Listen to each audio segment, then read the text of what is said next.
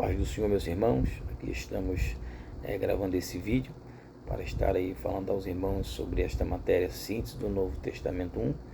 Estaremos falando nesse vídeo de uma forma um pouco resumida, tratando sobre o segundo ou a segunda divisão da nossa Bíblia Sagrada. Tratando-se de uma antologia com 27 livros e aproximadamente 8 autores, nós vamos estar aí discorrendo um pouco sobre o Novo Testamento. Trata-se da segunda divisão da nossa Bíblia Sagrada, sendo que a primeira é composta pelo Antigo Testamento, abrangendo aí milhares de anos de história. O Novo Testamento ele não vai abranger milhares de anos de história. Nós vamos ver registrado a história, registrando os livros da Bíblia, corroborando com esses registros, que aí ocorre aproximadamente aí um século de história, ou um pouco menos de um século de história. Alguns estudiosos vão dizer aí aproximadamente 60 anos de história, mas a gente fala aí em aproximadamente um século ou 100 anos de história. Então, nós como cristãos, nós sabemos que, ou toda a crença cristã acredita que o Novo Testamento ele é o cumprimento das profecias messiânicas ou das profecias que foram proferidas no Antigo Testamento, e elas vão se culminar no Novo Testamento, a qual nós temos. Vale ressaltar aos irmãos que o Novo Testamento que nós temos em mão hoje, ele nunca foi da forma que ele é hoje. Claro que ele foi sendo trabalhado, moldado, e pela orientação divina, chegou até nós da forma que o temos hoje. Mas houve-se um processo, e esse processo não foi escolha humana, vale ressaltar isso. Não foi o homem que escolheu, este livro é inspirado, este não é. Não foi assim esse processo. Nós vamos ver que foi um processo seletivo, foi sendo selecionado. Claro que no decorrer aqui da nossa lição, talvez a gente não consiga abranger de forma mais completa, devido também ao tempo, mas nós vamos ver que alguns testes, alguns pré-requisitos precisavam ser preenchidos para que esses livros fossem de fato considerados canônicos ou sagrados. Vale ressaltar que a nossa lição vai falar sobre isso também, que sobre canonicidade. Canonicidade vai falar de livros que são inspirados por Deus e vão servir de regra de fé e de prática. Então, o cânon vai falar daquilo que é sagrado, que o cristão tem como sagrado. Vamos aqui falar um pouquinho mais. O pacto também que vai ser tratado no Novo Testamento, que é um pacto que contrasta a antiga aliança. A antiga aliança fala de um pacto feito entre Deus e o homem por meio de um animal. Já nesse novo pacto, nós vamos ver que não é mais o sangue de animais, mas sim o sangue precioso do nosso Jesus, que ele mesmo vai dizer, lá no ato da Santa Ceia, que este é um novo pacto, ou uma nova aliança feita no meu sangue. Então, a gente vai ver essa diferença entre o antigo pacto e o novo pacto, que é registrado aqui no Novo Testamento. O antigo pacto por meio de sacrifício de animais, porém no novo pacto com o próprio sangue de Jesus Cristo, o Cordeiro Imaculado, que João vai registrar lá no capítulo 1 de sua carta, do seu livro, e no versículo 29, quando João Batista avista Jesus passando, diz: eis aí o Cordeiro de Deus que tira o pecado do mundo. Então, nós vamos contrastar isso com o Antigo Testamento, porque a gente vê que a antiga aliança vai falar que o sangue de animais apenas cobria os pecados dos homens, enquanto que o sangue de Jesus ele não cobre, ele apaga os pecados dos homens. Então, há essa grande diferença já no Novo Testamento em relação ao Antigo Testamento, ok? O vocábulo testamento ele vai transmitir-nos a ideia de uma última vontade, como está na nossa lição.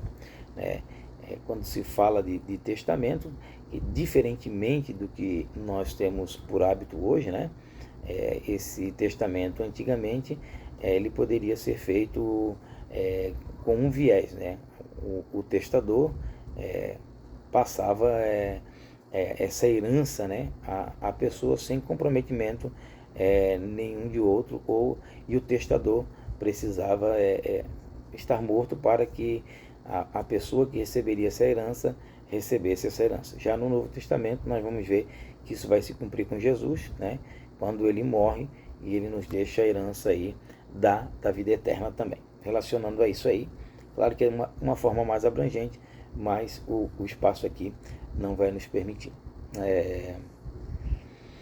Vale ressaltar que o Novo Testamento ele é originalmente escrito, né, na língua grega, mais propriamente dita, na língua grega, no grego koiné, que era o grego comum, o grego que todas as pessoas tinham acesso, diferentemente, claro, do grego mais eclético, da classe mais burocrata, né, que era o grego clássico. Aqui no Novo Testamento, com raras exceções, né, principalmente quem vai falar de uma forma mais erudita é o próprio Lucas, né, devido aí o seu alto grau de estudo, de formação, que era chamado, e era um médico, né, chamado Lucas, ou médico amado.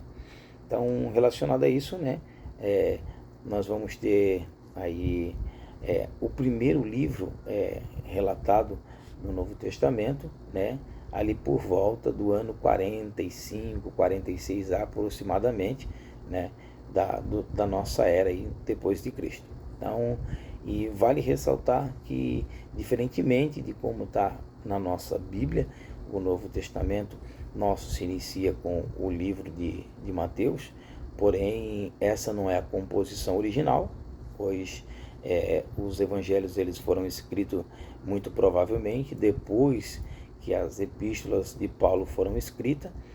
Então, Rodrigo, então por que a nossa Bíblia se inicia com Mateus? É muito bem provável, né? A probabilidade maior é que os escritores, ou melhor, os escritores não, as pessoas que juntaram esses livros para que nos chegasse até nós da forma que é hoje, eles juntaram relacionado ao início da obra, morte, ressurreição, obra de Jesus, tudo relacionado a Jesus, desde o seu nascimento, ali relatando de forma bem rápida e sucinta ali a passagem da adolescência de Jesus, o ministério de Jesus, tudo que Jesus fez, ensinou, pregou, começou a fazer. Então, muito provavelmente foi colocado ali o livro de Mateus e os evangelhos primeiro, por justamente esses livros relatarem tudo relacionado à vida e obra da pessoa de Jesus.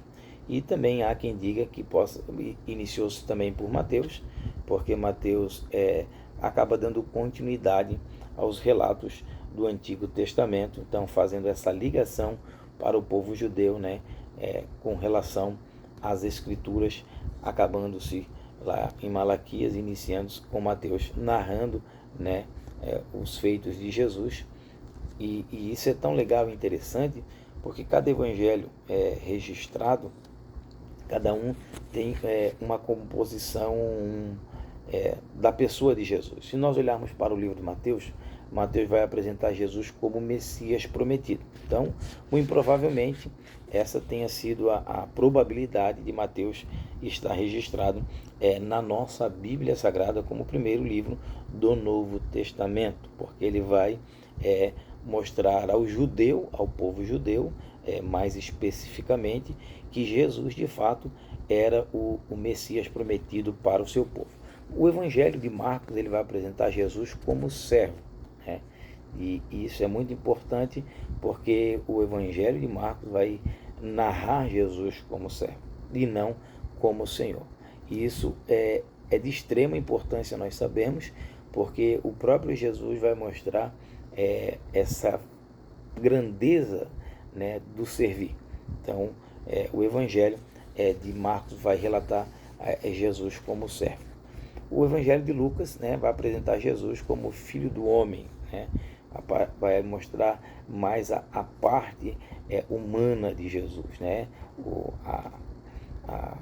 como é que eu posso dizer aos irmãos, a parte de filiação de Jesus, né? Tanto é que Lucas vai tratar com bastante clareza a ideia que Jesus veio buscar e salvar o que se havia perdido, né? Então, Jesus ele vem como o homem, né? Trata Jesus, o Evangelho de Lucas trata Jesus com uma parte humana. Já o Evangelho de João, que é o Evangelho diferente dos demais evangelhos aqui já citados, né? Mateus, Marcos e Lucas, que são chamados também de evangelhos sinóticos devido ao seu grau de semelhança. João é um livro um pouco diferente, ou a visão de João relacionada à pessoa de Jesus é um pouco diferente desses três outros evangelhos descritos agora, citado por mim.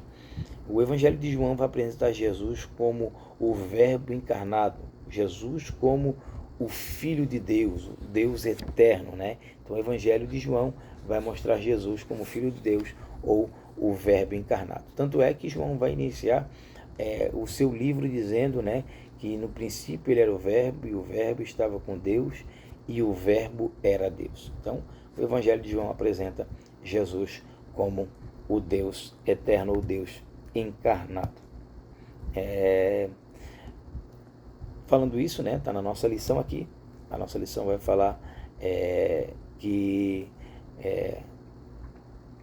a nossa Bíblia não está escrita, o Novo Testamento, de forma cronológica, ela não segue essa ordem, e obviamente ela não segue porque a nossa Bíblia, ela, da forma que a temos hoje, ela está composta de temas, separada por temas, né? Nós vamos ver os evangelhos, depois vamos ver a narrativa de um livro histórico, e assim sucessivamente nós vamos comentando aqui no decorrer da nossa aula aqui.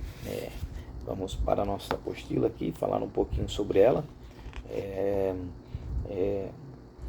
A Bíblia ela é tão importante para nós, né, que aqui a nossa lição vai destacar que o Novo Testamento é fundamental para a vida do cristão, pois ele alimenta a nossa alma de forma diária e o próprio Espírito Santo nos impulsiona, né, a ter um devocional com Deus por meio da meditação da sua palavra e também através da oração. Vamos iniciar aqui falando também sobre a questão do testamento, né? Já foi falado nas aulas anteriores a questão do testamento, então você pode olhar na sua apostila, conferir na sua página 11, que vai falar da questão da palavra, né, testamento, da onde ela surgiu, o processo que foi passando até chegar a nós. Começou lá na forma hebraica, né, o Berit, depois passou para o latim, né, sendo o testamento, e antes disso passando também pela língua grega, né, que é o diateque. Ou seja, tanto o testamento, o diateque e o berit tem o mesmo sentido, né, de testamento. É um juramento, né, é um pacto feito entre uma pessoa e outra. Nesse caso, esse testamento foi concedido aos homens, né? Deus concede esse testamento aos homens, ou faz esse pacto com os homens. É Deus em Cristo fazendo esse pacto com o homem. Vamos dar mais uma avançadinha na nossa lição. Aqui está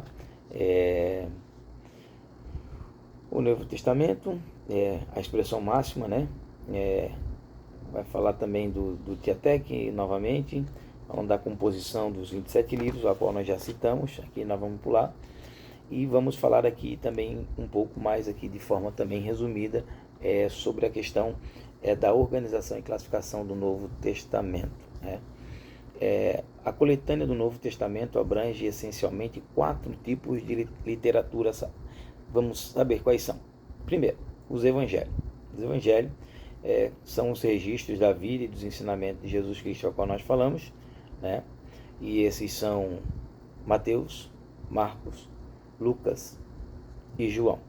Aí eu tenho aqui, claro, esses 4 evangelhos, eles são colocados propositalmente na nossa Bíblia, no nosso Novo Testamento, justamente porque eles relatam tudo relacionado a Jesus. Conta a história de Jesus, desde o seu nascimento, sua morte e ressurreição, na visão dos seus discípulos e que acompanharam durante sua trajetória.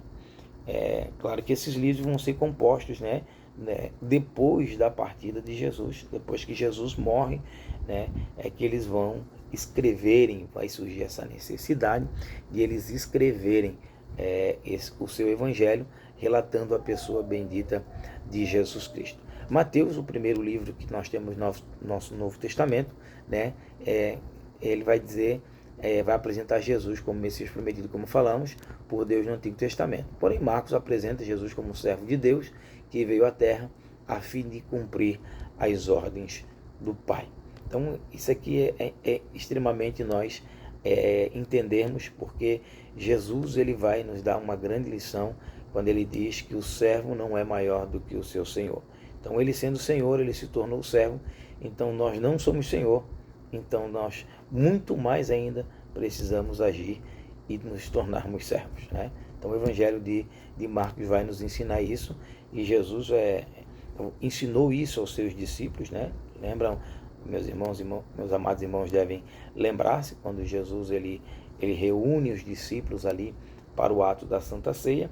E aí eles vão ali estar com Jesus para participar. Jesus pede uma bacia com água, cinge o seu lombo com a toalha, e vai lavar os pés dos discípulos. Então ele vai ali, vai mostrar o para que ele veio. Ele não veio, como ele próprio vai dizer, e vai estar registrado nos evangelhos, que Jesus não veio para ser servido, mas sim para servir. Então nós precisamos aprender isso com o evangelho também de Marcos. Lucas, mais uma vez aqui reforçando, Lucas por sua vez anuncia como o Filho do Homem, como forma de mostrar o lado humano de Jesus Cristo. Já João apresenta o lado divino de Jesus, chamado Filho de Deus. Então nós vamos ver essas 4 facetas dentro do Evangelho, mostrando a pessoa bendita de Jesus. O livro de Mateus, mostrando que ele era o Messias prometido ao judeu. Marcos vai mostrar que ele era o servo de Deus, em alguns vão dizer que era o servo sofredor, e Jesus de fato foi esse servo sofredor. Lucas vai narrar ele como Filho do Homem e João como o Deus eterno, o Verbo encarnado. Nos evangelhos, nós vamos ver a morte e ressurreição de Jesus Cristo, e apresentada também como a vitória do bem contra o mal, sendo que ele é anunciado como Filho de Deus, que vence o pecado e a humanidade, proporcionando graça e perdão de Deus. É isso que, claro, de uma forma muito, muito, muito resumida, vai nos mostrar a pessoa, obra do Senhor Jesus Cristo. Ele venceu o pecado, venceu o pecado pela humanidade, proporcionando a nós graça e perdão da parte de Deus. E isso não se pode comprar com dinheiro algum. O próprio salmista vai falar isso, dizendo que ainda que eu desse toda a minha fazenda, jamais poderia pagar o resgate da minha alma. Vamos aqui falar um pouquinho, de forma bem resumida, claro, sobre a questão dos sinóticos, ali o Evangelho de Mateus, Marcos e Lucas. Eles são chamados sinóticos porque eles têm uma visão semelhante, uma visão bem parecida, e qualquer leitor, mesmo por mais desapercebido, por menos atento que seja, quando ele lê o livro de Mateus, quando ele lê o livro de Marcos, quando ele lê o livro de Lucas, ele vai automaticamente entender que existe uma correlação entre esses escritores aí, de uma forma que são muito semelhantes a alguns relatos que eles vão contar. Por isso é chamado de Evangelho sinótico, porque tem uma visão semelhante, uma visão parecida, diferente do livro de João, que vai relatar alguns relatos semelhantes ali no sentido de episódio, porém com uma ótica, uma visão diferente desses 3 evangelhos. Por isso ele não é chamado de evangelho sinótico, ou seja, ele não tem uma visão comum, a mesma visão, uma visão semelhante aos escritos. No começo, se a gente olhar a história desses livros, nós vamos ver que no começo, até alguns séculos depois que foram se formando esses livros, que nós vamos ver, aqui a gente não tem tempo para detalhar esses acontecimentos, porque na verdade a Bíblia que nós temos hoje, ela não foi composta, né, ali no primeiro século, né? Não foi no primeiro século, a nossa Bíblia foi sendo passada por seleções depois que os discípulos morreram. Os discípulos dos discípulos foram dando continuidade a esta obra, e devido à crença de algumas pessoas da época, que foi surgindo essa necessidade de se juntar esses livros que foram escritos por esses homens que nós temos hoje, né, composto aí por esses 27 livros do Novo Testamento, devido a algumas pessoas que foram se infiltrando e falando coisas contrárias aos ensinos das Escrituras, que houve essa necessidade, né? Houve, claro, alguns concílios, houve o concílio de Nicéia e alguns outros concílios que está na nossa lição, que nós vamos ver para que se chegasse a esse consenso de que de fato esses livros que nós temos hoje são verdadeiramente inspirados por Deus.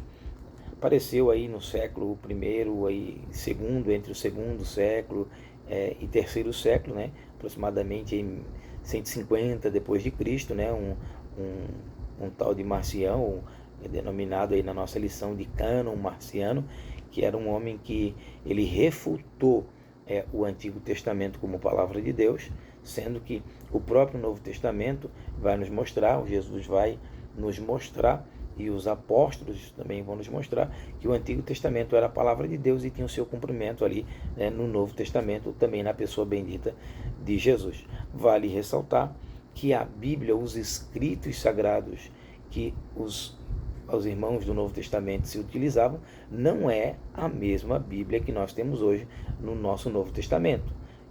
Nessa época não era ainda compilado, não era escrito, não fora escrito, né, o Novo Testamento. Então, por isso, eles se utilizavam, né, da Tanakh, ou da Bíblia, ou do Antigo Testamento ali, chamado Deuteronômio, e os demais livros ali. Deuteronômio eu falei, mas na verdade são a lei, que é o Deuteronômio, juntamente com os demais livros, Gênesis, Levítico, Números,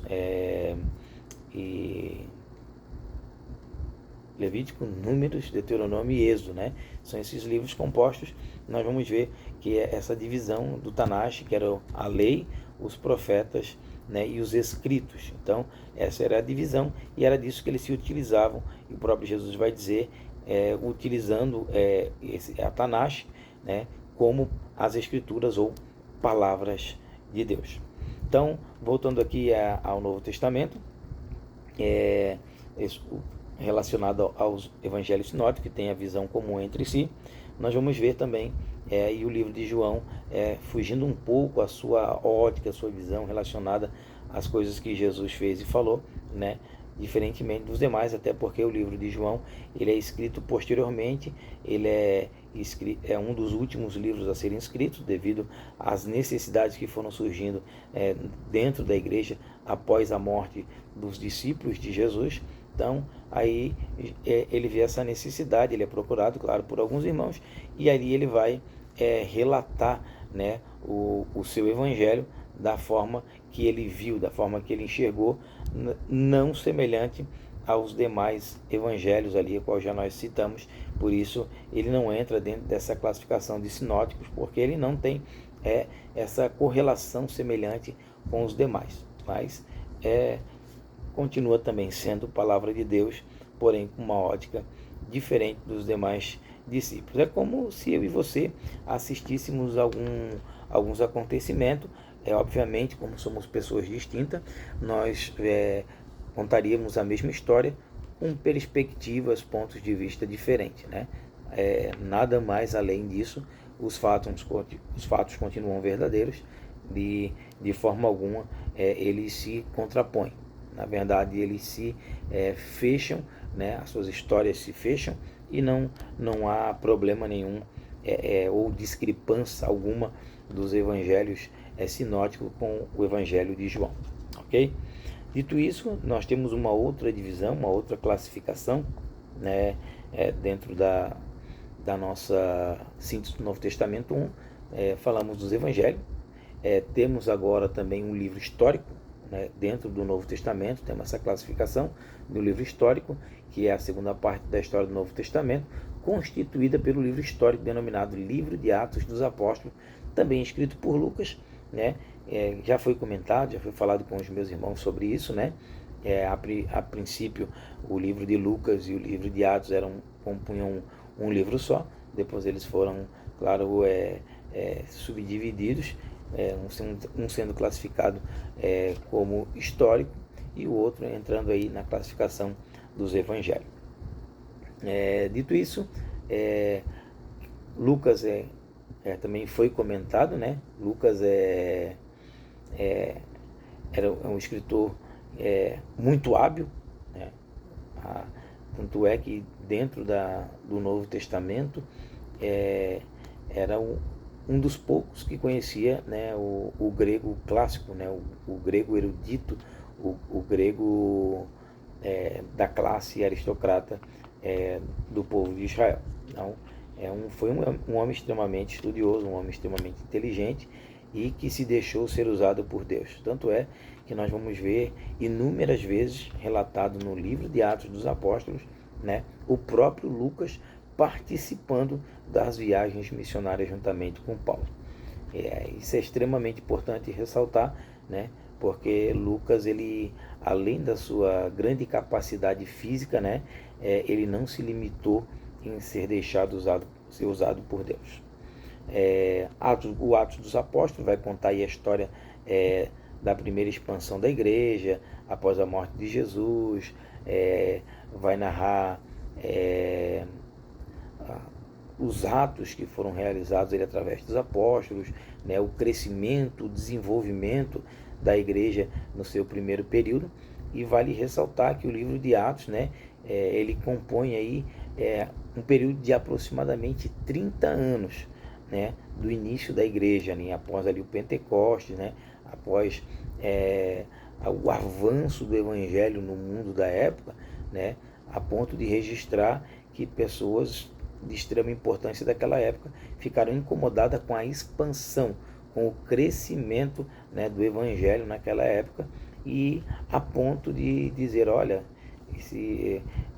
essa nova doutrina aí tem chegado e alvoroçado o mundo, né, devido à proporção que o evangelho estava causando naquele período. E Lucas vai registrar isso no livro de Atos dos Apóstolos, contando aí a trajetória da igreja, o seu crescimento, o seu desenvolvimento, né? E vale ressaltar aos irmãos que o livro de Atos dos Apóstolos, ele não finaliza, né, com a obra da igreja, não acaba. Se você ler com atenção, você vai ver que fica ali um 3 pontinhos, né, mostrando que a história da igreja ela continua, e é por isso que nós estamos aqui hoje, né, como igreja, porque a história da igreja só vai se finalizar, né, na consumação dos séculos, quando ela estiver com Cristo, com toda a igreja, né, composta e reunida juntamente com Cristo. Fora disso, o livro continua, né, não há um final, né, relatado por Lucas no livro de Atos dos Apóstolos, e isso é importante e ressalta, né, que a igreja continua a sua atividade e precisa, né, continuar essa atividade, claro, com o dinamismo, né, do Espírito Santo. Dito isso, né, nós falamos aí sobre a história, sobre o livro histórico, né, ou história eclesiástica também, como alguns a chamam, o livro de Atos dos Apóstolos. Aí nós vamos ver também a questão das epístolas, né?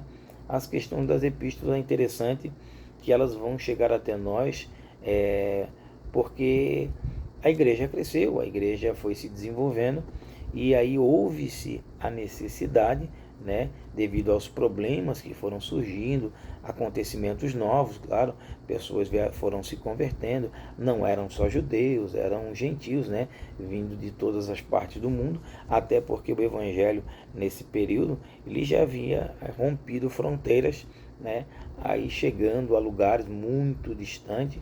Então foram se agregando pessoas à igreja, e com esse agregamento de pessoas, problemas foram surgindo, e isso de uma forma extremamente natural. E acontecendo que houve-se a necessidade, né? E claro que aqui nós estamos resumindo, Paulo ele vai surgir no cenário, né? Um homem que era perseguidor, agora também vai ser perseguido, e Paulo vai ser aí uma das pessoas mais importantes com relação aos escritos no Novo Testamento, né? Por causa da necessidade que se surgiu na igreja. E Paulo, um homem também extremamente habilidoso e capacitado por Deus, embora fosse também um homem capacitado pelas letras ou pelo intelecto humano, né? Deus se utilizou desse aparato de Paulo para poder também usá-lo de forma sobrenatural, né? Usando a sua capacidade humana. Então Paulo vai surgir dentro desse cenário, um cenário esse agora que a igreja começa a passar por umas dificuldades surgindo entre o povo. Então Paulo vai aparecer aí com as suas epístolas, né, chamadas epístolas Paulina. E essa terceira parte, né, primeira parte os evangelhos, segunda parte nós vamos ver a história da igreja com Atos dos Apóstolos, e essa terceira parte com as epístolas, né, e vamos aí falar dessas epístolas paulinas, chamada aí, ou melhor, são 13 cartas, né, que são escritas pelo apóstolo Paulo, que vai falar ali, que vai iniciar em Romanos, né, chegando até as epístolas, vai chegar até o livro de Judas. Claro que desde Romanos até Judas, nós sabemos que não foi todas essas cartas ou todas essas epístolas foram escritas pelo apóstolo Paulo, né? Vai de Romanos a Judas, mas aí nós vamos ter outros autores, como o próprio Judas, Tiago, né? Que foram também autores dessas epístolas. Mas o principal deles foi o apóstolo Paulo, com 13 epístolas, né? Registradas aí no Novo Testamento. Algumas delas, né, naturalmente, vão tratar de elementos didáticos, né? Vamos falar de didática, de como se deve proceder, fazer, agir, né?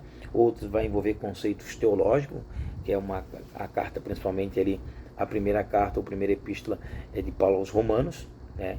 Que vai surgir ali a necessidade de Paulo escrever aos Romanos devido às dificuldades que vai surgindo na igreja, dúvida relacionada a comportamento, a como proceder diante de algumas situações, né? Então Paulo vai escrever essa carta aos Romanos, né, de cunho um pouco mais teológico, né? Vai existir outras cartas que Paulo também vai escrever de cunhos éticos, né, a qual podemos dizer que é a primeira e segunda Timóteo, também, que são, claro, é um assunto mais na frente, mas podemos aqui adiantar, são assuntos éticos, e que vai falar da questão de recomendação de uma epístola, né, pessoal, e aí de Paulo se dirigindo a Timóteo, instruindo Timóteo como proceder diante de algumas situações que possam surgir dentro da igreja de cunho ético, né?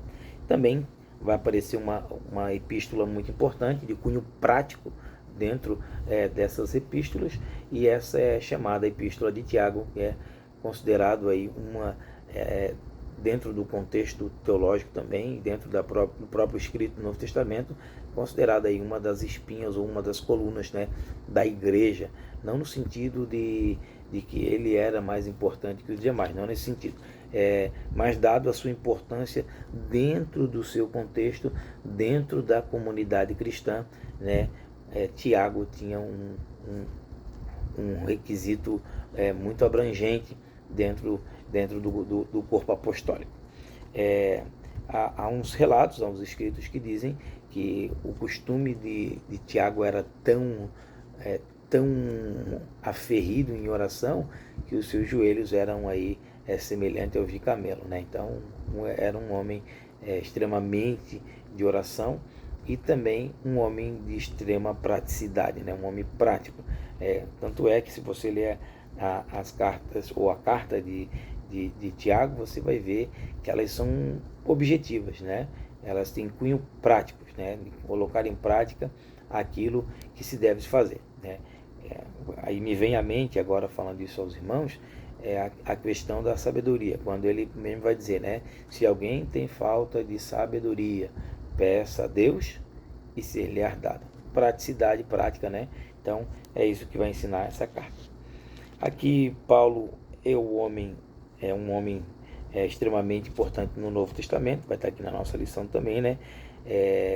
Há alguns que citam, que falam essa frase que eu vou falar aqui, mas eu particularmente não concordo. Alguns vão dizer que Paulo ele é chamado de segundo fundador do cristianismo, e eu não concordo, porque fundador do cristianismo só existe um, e esse é o próprio Cristo, não tem um segundo. Jesus é o fundador do cristianismo e não tem um segundo, ok?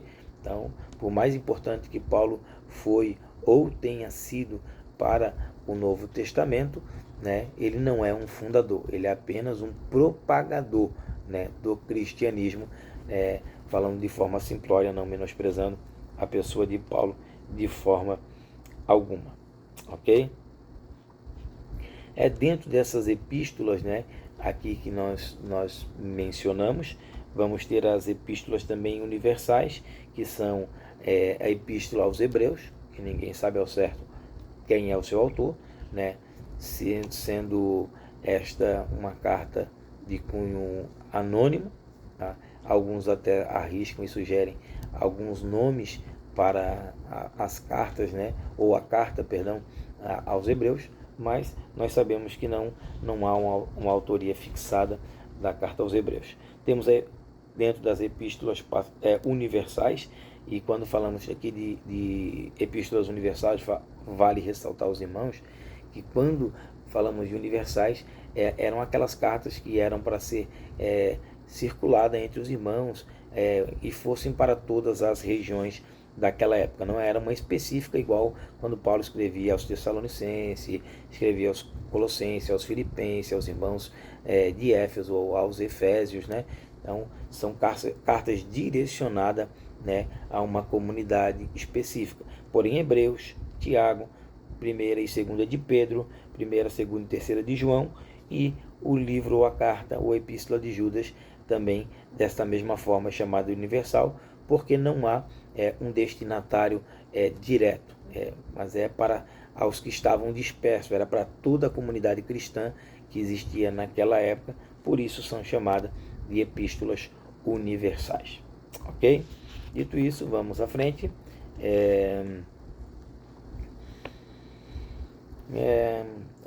Dentre essas epístolas, temos as epístolas também pessoais, né? Pessoais. Temos as epístolas pessoais, e essas epístolas são as epístolas de 1ª e 2ª Timóteo, e a epístola que Paulo escreve a Tito. Então essas epístolas, elas são de cunho pastorais, porque elas são direcionadas tanto a Timóteo quanto a Tito, porque eles eram pastores estabelecidos por Paulo em uma determinada região que Paulo lá evangelizou, né? O trabalho floresceu, cresceu, e houve-se a necessidade de estabelecer pastores para que desse direção e continuidade ao trabalho. Paulo estabelece tanto a Timóteo, né? Timóteo mais precisamente na cidade de Éfeso, e Tito na cidade de Creta, né? Ele estabeleceu esses irmãos lá, então ele escreve essas cartas de cunho pastoral a fim de instruí-los eles de como deveriam proceder com o rebanho de Deus. E para finalizar, dentro dessas epístolas, né, nós temos uma de cunho pessoal, que é quando Paulo escreve a Filemon, né, aquele homem lá que era um homem importante, que tinha um escravo chamado Onésimo, e esse escravo ele fugiu, e Paulo, né, em uma das suas prisões, prega, anuncia o Evangelho, e Onésimo ele aceita a Jesus como seu Senhor e Salvador. Então Paulo escreve uma carta para Filemão a fim de que Onésimo fosse recebido de novo, não mais como um escravo, mas como um irmão em Cristo Jesus. E esse é um breve resumo, né, dessa epístola pessoal. E para finalizar, né, todo o compêndio do Novo Testamento, passando por Evangelho, passando pelo livro histórico eclesiástico de Atos, as epístolas pastorais, universais e gerais, né, aí chegamos ao último livro, o livro de cunho profético da Bíblia, né, o livro chamado Apocalipse de João, um livro que meus irmãos também conhecem a história, como se deu, de que forma se deu, né, de cunho profético, mostrando tanto coisas passadas, coisas presentes e coisas futuras, né? Tanto é que Deus vai dizer para João: escreve as coisas que foram aquelas que já passaram, que ele já havia visto, né? As coisas que era aquela que ele estava vivenciando, que ele via, que ele enxergava diante dos seus olhos naquele momento, e também mandou escrever aquelas que haveriam de ser ou que aconteceriam num futuro presente de João, e também abrangendo aí o futuro próximo a qual também nós estamos vivenciando. Então, falando isso, nós aí fechamos o cerco, né, de todo o Novo Testamento de uma forma clara, muito resumida, né, porque existem muitos outros detalhes dentro, né, da narrativa do Novo Testamento. Então, é só para os meus irmãos estarem inteirados aí sobre o que nós estamos falando aqui na nossa lição. Falando isso, eu gostaria de dar um breve resumo de cada livro do Novo Testamento, só para os meus irmãos estarem informados, né? Falando aqui um pouquinho sobre cada um, sobre as 13 epístolas de Paulo e as outras demais cartas ou epístolas também. A carta aos Romanos, né, em que o apóstolo Paulo escreve sobre a justiça de Deus e o ensinamento sobre a salvação. Então, a carta de Romanos, como eu falei, de cunho um pouco mais teológico, vai falar ali sobre a justiça de Deus e o ensinamento sobre a salvação. Então, é um assunto puramente teológico, né? Teológico, quando a gente fala aqui, fala das definições dos conceitos de Deus, teologia, Deus, e logia, estudo sobre Deus ou acerca de Deus.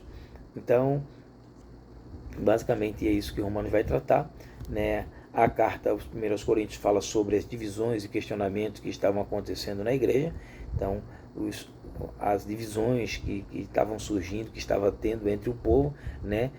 Paulo vai tratar aí na sua primeira carta aos Coríntios, quando ele é informado que está havendo alguns problemas, algumas divergências. Então ele vai relatar aí essa primeira carta aí para os irmãos, a fim de auxiliá-los e ajudá-los para que esses problemas fossem solucionados. Sua segunda carta aos Coríntios, Paulo faz um alerta sobre os falsos profetas e orienta a igreja a enfrentar os problemas através do amor. A base de todo o conceito, de tudo que devemos fazer, tem que ser o amor. Depois tem a carta aos Gálatas, né, que explica que a salvação vem somente através da fé em Jesus Cristo. Quando Paulo escreve aos irmãos da galáxia, né, aos Gálatas, ele vai escrever explicando a salvação, que ela só pode vir por meio da fé. Não há possibilidade de existir salvação por meio de manipulação humana, compra humana. Não há possibilidade disso acontecer, né? Então isso vai estar registrado na carta aos Gálatas. Gálatas é bem legal, que ele vai contrastar as coisas da carne, as obras da carne, com as obras do Espírito, mais especificamente no capítulo de número 5. Então, de forma resumida, falando sobre isso, né? Carta aos Efésios, né, ou a igreja de Éfeso, né? Paulo explica como todos os membros da igreja formam um corpo, sendo Jesus o guia. Então, a igreja de Éfeso, Paulo vai falar, de forma clara que eu estou falando resumida, né? Vai falar que a igreja forma um corpo. E aqui a igreja, em momento algum, membro algum, né, é apresentado como cabeça. Cabeça é Cristo. Nós somos o corpo, ou fazemos parte desse corpo, nós somos membros desse corpo. Então não há nenhum mais importante, nenhum menos importante. Todos fazemos parte de um mesmo corpo e todos nós temos uma finalidade para que esse corpo ele haja, para que ele se desenvolva, para que ele avance. Então fique aqui registrado que não há ninguém mais importante que ninguém quando se trata de reino, quando se trata de corpo, e ninguém manda, quem manda é Cristo, porque ele é o cabeça. Ok? Carta aos Filipenses, Paulo ensina como superar os sofrimentos da vida com a força e alegria que vem através de Jesus Cristo. Então, algumas dessas cartas que nós estamos falando, Paulo escreveu quando estava preso, né? E é tão interessante que Paulo, mesmo preso, principalmente quando ele está preso, Paulo vai falar inúmeras vezes para os irmãos: alegrai-vos, fortalecei-vos, né? Sejam alegres, sejam felizes, e contrastando o momento em que ele vivia, né? Então isso é muito fantástico, aprendermos com esses livros da Bíblia Sagrada, e Paulo vai mostrar isso, né? Que a nossa força, a nossa alegria independe das circunstâncias, porque a nossa força, a nossa alegria, ela vem e está no Senhor. Colossenses adverte e ensina que a fé deve ser apenas em Jesus Cristo e em nenhum outro.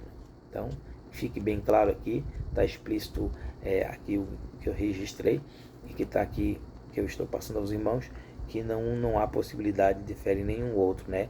Somente através da pessoa de Jesus Cristo. Tanto que o livro, se não estou equivocado, de Atos, capítulo 4, verso 12, vai dizer que em nenhum outro há salvação, que nenhum outro nome é dado entre os homens pelo qual devemos ser salvos, né? Somente através da pessoa de Jesus Cristo.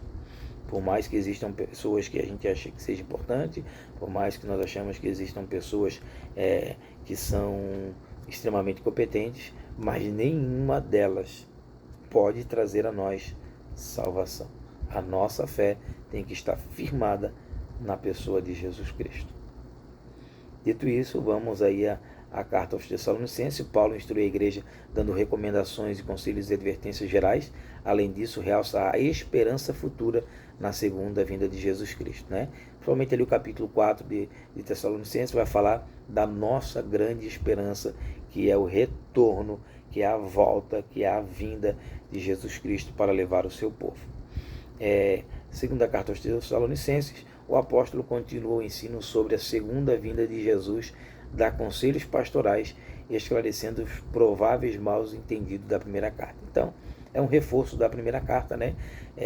Explicando talvez alguns maus entendidos que ele havia dito, escrito ali aos irmãos. Então, ele torna a reescrever algumas coisas e esclarecer algumas coisas que supostamente ficaram aí em dúvida entre os irmãos. 1 Timóteo aborda o tipo de conduta pessoal que um jovem pastor deve ter, aquilo que falamos, né? Uma carta pastoral, de cunho extremamente pastoral. Ele vai orientar Timóteo acerca de como deve se comportar, né? Os cuidados que um líder, que um pastor deve ter. Ele vai deixar registrado aí nessa carta a Timóteo. Sua segunda carta a Timóteo, né? Paulo vai encorajar o jovem Timóteo, servo do Senhor, alertando sobre as dificuldades dos últimos tempos e instruindo a pregar a palavra com firmeza.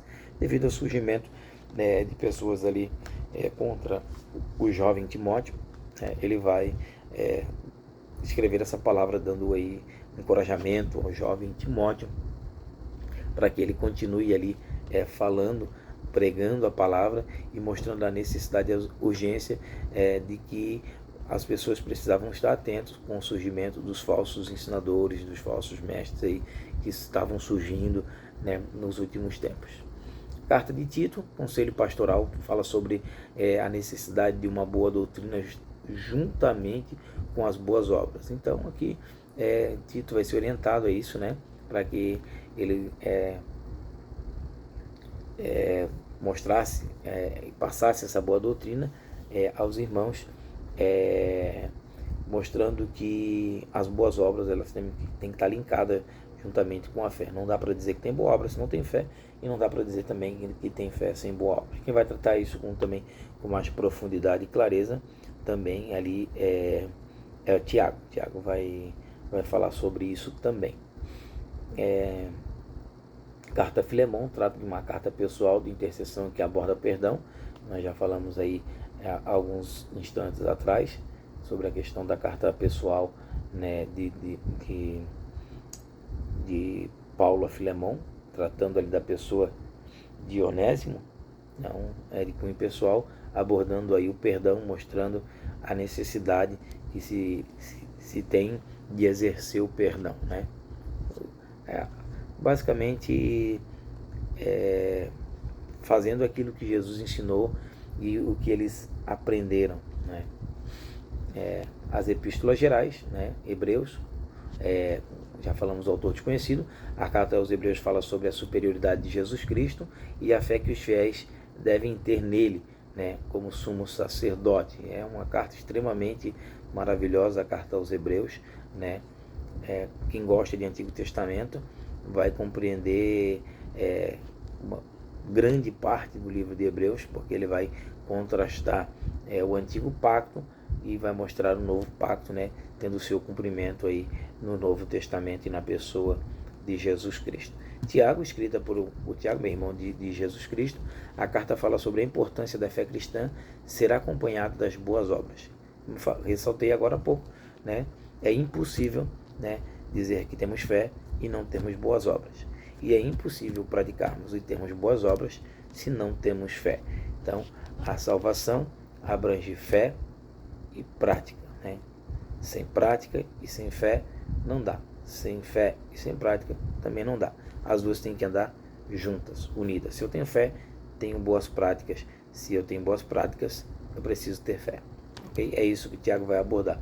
Paulo, ele foca mais na questão da fé, né? Embora não menospreze a questão das obras, mas ele vai frisar de forma mais enfática a fé, e Tiago vai também enfatizar de forma mais prática também as boas obras, embora ele também linka as boas obras com a fé. Ele vai dizer: se tu tens fé, me mostra por meio das tuas obras. Se tu tens as boas obras, me mostre através da tua fé. E assim vice-versa. 1 Pedro, escrita por Pedro, apóstolo de Jesus Cristo, fala. Quem não conhece, né, a pessoa de Pedro, um homem extremamente citado no Novo Testamento, um homem de característica única no Novo Testamento, né? As grandes experiências dos discípulos basicamente estão em volta, né, da pessoa de Pedro, né? Tanto é que quando os discípulos tinham qualquer dificuldade, qualquer interesse em perguntar algo para Jesus, eles se dirigiam a Pedro e pediam: pergunta aí, Pedro, né? Então Pedro é uma pessoa extremamente, né, importante também para o Novo Testamento. E claro, existem outros relatos aqui que poderíamos citar sobre Pedro, que é extremamente interessante, quando Jesus diz para ele, pergunta para ele: Pedro, tu me amas? Ele: Senhor, eu te amo. Pedro, tu me ama? Ah, Pedro diz: eu te amo. E a terceira vez Jesus torna a perguntar: Pedro, tu me amas? E Pedro vai dizer: Senhor, tu sabes. Ele vai dizer: então apacenta as minhas ovelhas. Aí isso vai acontecer quando o Pedro vai escrever suas cartas, né? Ele vai entender esse cunho que Jesus disse para ele cuidar das suas ovelhas. Ele está falando, na verdade, do seu povo, que Pedro estaria à frente, né? Cuidando, liderando. Tanto é que no dia de Pentecostes quem vai aparecer, né, ali dando a explicação do que estava acontecendo é o próprio apóstolo Pedro, né? Aí a sua primeira carta vai falar aí sobre a vida cristã, os exemplos de Jesus Cristo, que mesmo no sofrimento obedeceu a Deus e venceu. Então é basicamente isso que Pedro vai relatar na sua primeira carta. Claro que Pedro também vai relatar na sua primeira carta perigos, né, advindos de fora para dentro da igreja, e na sua segunda carta, né, Pedro ele vai agora falar dos perigos, né, que estavam dentro da igreja, né? Então não era mais de fora, mas de dentro. Na sua primeira carta, os perigos que vinham de fora para dentro da igreja, e na sua segunda carta ele vai relatar e lutar contra os falsos mestres, os falsos profetas que estão dentro da igreja infiltrada. Ok? Dito isso, vamos aí. Já estamos aí quase finalizando. O vídeo era para ser pequeno, já está grande, né? Estamos aí com quase 1 hora de vídeo. Já peço já de antemão aí perdão aos irmãos. Eu queria deixar isso aqui bem explicadinho, bem prático para os irmãos, para poder cobrir essa minha ausência na aula passada, ok? Primeira, segunda e terceira de João, escrita pelo apóstolo João. Essas cartas ensinam que Deus é o perfeito amor, que o amor, a fé e a verdade são princípios vencedores no embate contra o mundo e contra o mal. Fala sobre a importância de amar a Deus e mutuamente, advertindo sobre o erro de seguir falsos mestres, e instrui sobre a importância da hospitalidade cristã. E por fim aqui, Judas, né, escrita por Judas, provavelmente diz aqui, mas é muito grande essa probabilidade de que seja irmão de Tiago, irmão de Jesus, esse Judas, né? A carta alerta sobre o perigo de falsos profetas e heresias que punham em risco a fé verdadeira que os cristãos possuem. Eu amo a carta de Judas, né? É uma carta escrita de cunho geral, né? Ou considerada a Epístola Gerais, né? Eu acho extremamente importante, eu amo essa carta, ela é pequena, na nossa Bíblia não tem nem capítulo, e são apenas versículos que tem ali registrado, mas é uma carta extremamente atual, né? Ela inicia dizendo que, falando sobre os chamados, e no versículo 3 ali ele vai falar que ele intentava falar aos irmãos, né, sobre a fé comum, sobre salvação, perdão, justificação, ressurreição, assuntos que condiziam com a fé comum. Só que diante do que ele foi informado, diante do que ele estava sabendo, vendo, vivenciando, ele vai dizer que havia necessidade não mais de escrever da fé comum, mas alertar aos irmãos a lutarem, a combaterem, né, pela aquela fé que eles haviam recebido, para que eles não fossem se perdendo daquela fé, aquela esperança que eles tinham. E aí ele relata acontecimentos do Antigo Testamento, né, de forma maravilhosa, só lendo ali e relendo a carta de Judas para entender o que o autor quer nos passar e nos mostrar aí uma realidade que estamos vivenciando nos dias atuais. E por fim, Apocalipse, o livro profético, né, que significa revelação, e aqui vale citar que nós muitas das vezes temos medo, né, de falar sobre o livro de Apocalipse. Um livro difícil, o nome já diz, Apocalipse, livro revelado, revelação, né? Tanto é que o próprio livro de Apocalipse ele se inicia dizendo revelação de Jesus Cristo. Então a gente precisa, claro que para compreender o livro de Apocalipse precisamos conhecer um pouco mais das Escrituras, porque trata-se de um livro que existem símbolos e a gente precisa conhecê-los, né? Cito aqui apenas um, dentro do livro de Apocalipse, quando ele diz que uma besta sobe do mar. Então a gente precisa saber, né? Parece uma figura fantasmagórica, uma coisa de outro mundo, mirabolante. Não, quando a Bíblia fala que surge do mar, o mar fala de povo, fala de nação, né? E aí é fácil compreender quando a gente tem familiaridade com a Bíblia. Quando a gente não conhece a Bíblia, se torna um pouco mais difícil mesmo, e isso é natural. Então, o livro de Apocalipse é um livro revelado, revelação de Jesus Cristo, é algo que Jesus deixou explícito, né? Algumas coisas atuais, algumas coisas que eles vivenciavam, mais coisas futuras que aconteceram ao longo da história, têm se acontecido nos nossos dias, e alguns acontecimentos vão se suceder, né, após a partida da igreja aqui da terra. E assim, né, compõe-se, fecha todo o escopo do Novo Testamento. Claro, meus irmãos, que para que se chegasse dessa forma, houve-se muita coisa, né, dentro da história, né? Inicia-se lá com a questão lá de, como nós já falamos, está mais aqui à frente da nossa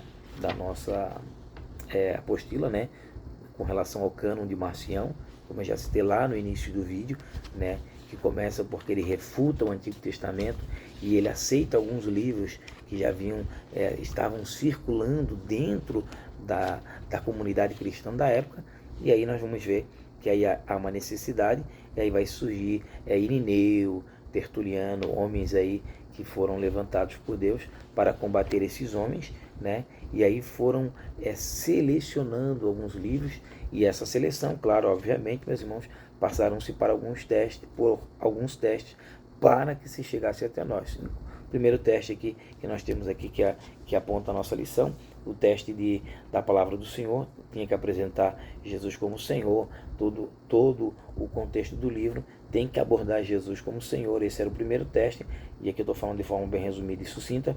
O segundo teste é a apostolicidade, que deveria ser escrito ali no período entre 30 e 95 aproximadamente, ali depois de Cristo, né, que era o período em que viveu os apóstolos de Jesus, os primeiros a serem inscritos, até o último ali a surgirem ali ou deixar de existir, não surgir, deixar de existir, o apóstolo João. Então esse era um segundo teste, a apostolicidade, e tinha que ficar dentro desse período, tanto é que nenhum outro livro, né, após esse período, está dentro do nosso registro sagrado, dentro do cânon, que é a nossa regra de fé, né, ou vara de medir, que é o significado de cânon. Ok? Um terceiro teste era a aceitação. Ele deveria circular dentro das igrejas, ali dentro da comunidade cristã. Esse também era um teste que era feito, a comunidade deveria aceitar, e eles deveriam ser lidos, né, dentro desses eventos da comunidade cristã, ok? E fora disso não era aceito. Embora pudessem ser feitos como devocionais pessoal, mas não poderia ser lido de forma pública dentro da comunidade cristã. Então não passava por esse teste, era refutado, não era aceito como canônico ou como sagrado ou inspirado por Deus. Um quarto teste é a consistência doutrinária. Tinha, né, que ter cunho doutrinário, e esse cunho doutrinário dentro daquele já estabelecido ali por Cristo e seus apóstolos. Então não poderia fugir desse escopo, né? E alguns desses apócrifos, que são livros não inspirados, que existem em algumas Bíblias hoje, eles não passaram nesse teste de consistência doutrinária, porque divergem, né, o seu conteúdo em relação à doutrina estabelecida por Cristo e também seguida por seus apóstolos. E um quarto era a leitura em público, né? Só poderia ser aceito como canônico, como inspirado, como livro sagrado, se ele fosse feito leitura em público. E esse em público aqui é dentro da comunidade cristã, né? Se não fosse, não era aceito como sagrado, ok? E nós vamos aqui estar encerrando. Poderia falar aqui sobre o cânon muratoriano, que foram homens que foram compilando, né, agrupando livros, excluindo livros, né, e eles foram depois sendo refutados aí por Irineu, Tertuliano, homens que vieram aí entre os anos 130, entre os anos 220 aproximadamente, né, juntamente também com Clemente de Alexandria. Aí depois temos uns livros homologemos e Anfilomena, que são os homologumenos, são os aceitos, né? E os anfibalomenos são os duvidosos, que depois foram sendo tratados, corrigidos, para que se fossem aceitos ou não dentro do cânon sagrado, para que se chegasse até nós hoje, ok? Dito isso, vamos aí estar finalizando o vídeo. Ele já se estendeu demais, peço aí perdão aos meus irmãos, mas espero ter contribuído aí com o crescimento, com o desenvolvimento de cada um. Deus abençoe, um grande abraço e até uma próxima, se Deus permitir.